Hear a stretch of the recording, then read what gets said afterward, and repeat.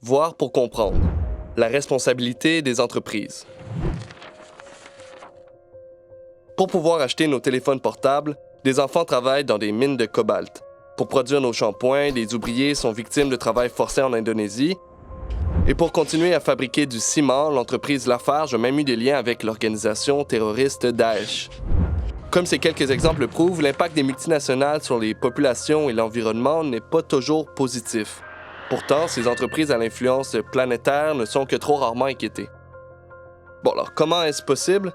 Vous avez certainement entendu parler des multinationales, ces entreprises implantées dans plusieurs pays à la fois grâce à des filiales qui fonctionnent de manière quasi autonome.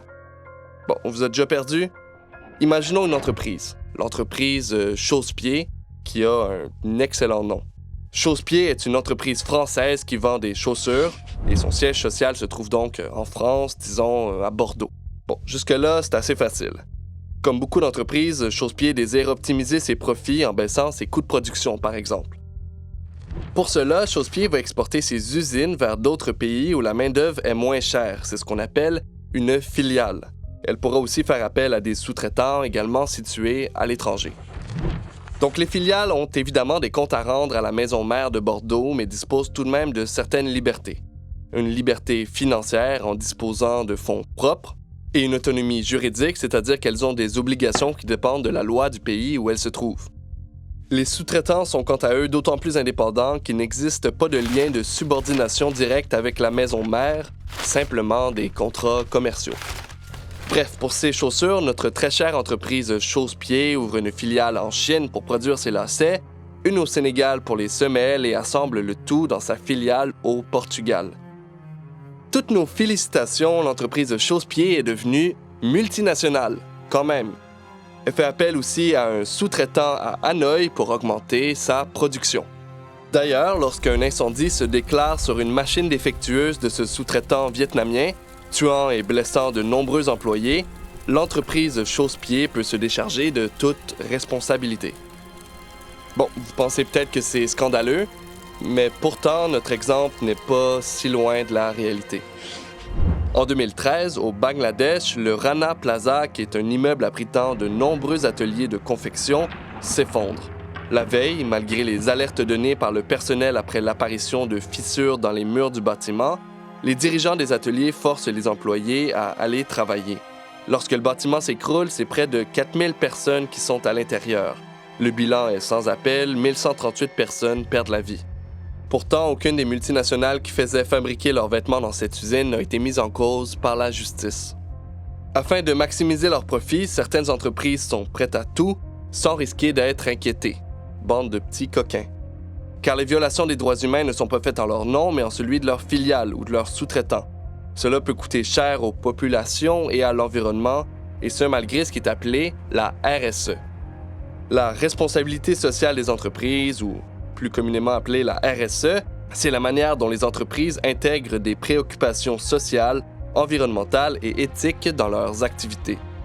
Il s'agit donc normalement pour les entreprises de respecter les droits des personnes travaillant de près ou de loin avec elles et de protéger l'environnement dans lequel elles s'implantent.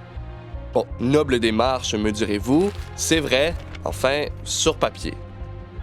Parce que dans la réalité, la RSE, c'est un engagement qui est volontaire de la part des entreprises. C'est donc libre à elles de l'appliquer ou pas. C'est pour cette raison qu'Amnesty International préfère que soit appliquée la responsabilité des entreprises en matière de droits humains.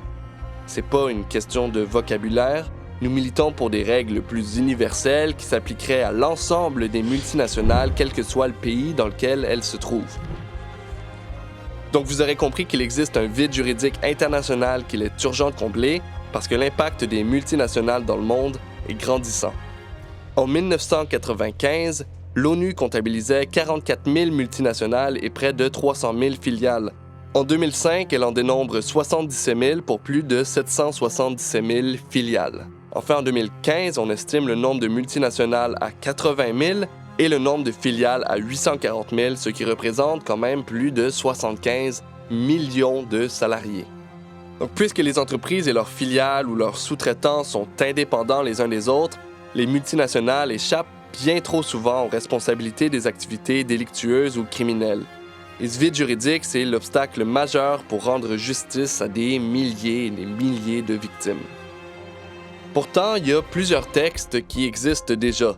Par exemple, il y a celui des Nations Unies qui établit des principes directeurs sur les entreprises et les droits de l'homme, reconnaissant la responsabilité des multinationales en matière de droits humains. Mais bon, encore une fois, ce texte est une recommandation que les multinationales n'ont pas l'obligation d'appliquer.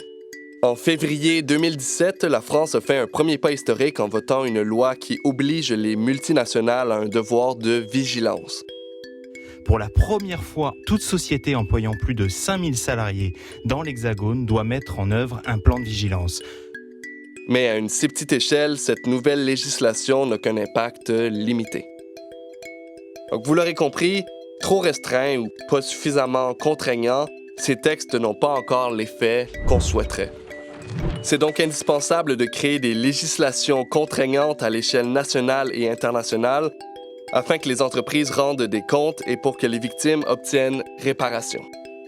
Finalement, c'est aux entreprises elles-mêmes d'être vigilantes aux impacts causés par leurs activités tant sur leurs employés que sur les personnes vivant à proximité des zones d'activité. Il est important que chacune et chacun soit responsable de ses actes pour que les violations des droits humains soient évitées.